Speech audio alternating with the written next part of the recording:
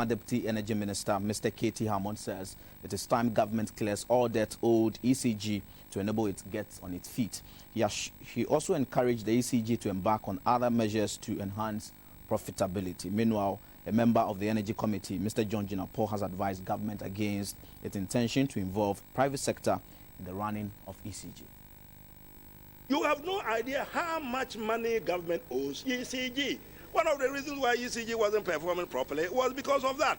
Look, all the state institutions, all the state institutions, named the MDCs, whatever, is government's responsibility to pay for that. They do not pay, and ECG carries that on its back. So ECG is not able to pay all its power producers. That had been pretty killing. And now that we are back to square one, I would recommend that as a matter of urgency, we put them on the right footing, but I'm sure that we will be able to put in place sound management, which would then can adopt practices that, as you suggest, have been adopted by the likes of GOIL and Ghana Commercial Bank. I want ECG to operate and operate properly.